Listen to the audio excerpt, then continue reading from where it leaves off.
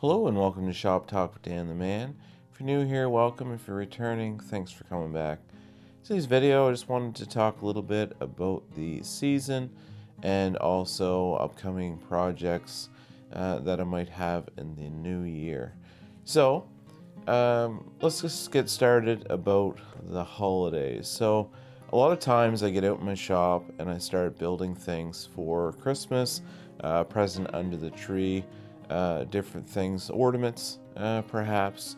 I did this years ago, cut out different words for the tree, love, hope, peace, type of thing. So I used a scroll saw and cut this out for my wife. So little things like that, you can get more in depth. Here's another ornament. It's a fox that was scrolled out by a friend of mine. So basically gift ideas, whether it's for the tree or whether it's a jewelry box, a shelving unit, the list goes on and on. So hopefully this year you got out in your shop and made a list of different gift ideas. Hello, if you're new to this channel, my name is Dan Shannon. I enjoy woodworking as a hobby and being out in the shop. On this channel, dive deep into my shop as we explore tools and tool reviews, as well as chatting about everything related to woodworking. If this grabs you by the tool belt, please subscribe to my channel if you want more videos like this.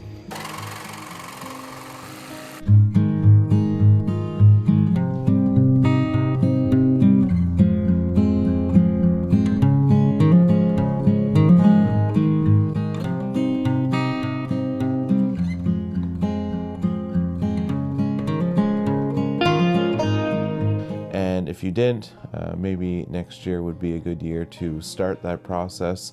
You don't really have to do anything big. Like I said, an ornament, very simple, could be complex depending on your skill set and what you have available for wood and prints, print off, something from online if you're not sure of how to go about making ornaments.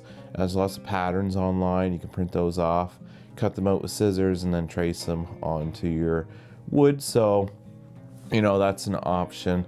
But basically, over the holidays, it's nice to have a handmade gift for a loved one. This year, I wasn't able to get out in the shop. I had pneumonia earlier on in the month, so I was basically useless when it came to doing anything as far as out in the shop goes. So this year was kind of a bummer. I wasn't able to spend much time out there, but each year you take it one year at a time, literally, and see how you can make out when it comes to gift ideas. And if it's too late in the season and you're not able to think of any options for gifts or build anything because you ran out of time, there's always, like I said, there's always next year. So hopefully you had a good year, a good 2025, and thanks so much for coming along on the channel. Those that subscribed, I really appreciate your support and the fact that you're here each week that I release a new video. It means a lot to me.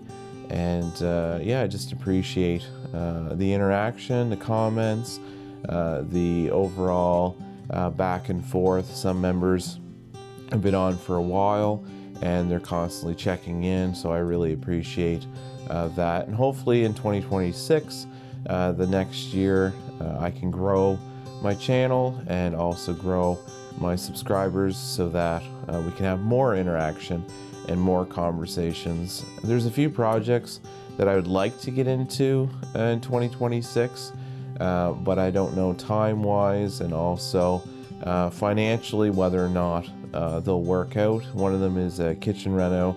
I want to do butcher block countertops, a backsplash. I do have all the wood, so it's not a matter of materials, it's just a matter of the timing working out when I can set that aside to plug into that. Another reno that I have to do is windows. We need 9 new windows. So basically, we'll rip those out, and then I'll have to do all the casing, trim work around the windows to make them look nice. So that'll be another project that I need to do at some point, hopefully this year. If not, you'll see it come up in the next couple years. But yeah, I'm really looking forward to 2026 and out in the shop, and maybe I'll get some more tools.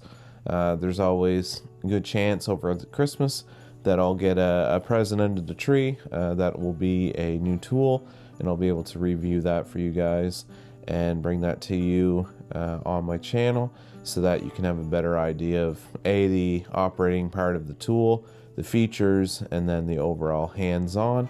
And there's one tool in particular I need to do a 1-year review, and that is my 7¼ inch sliding miter saw.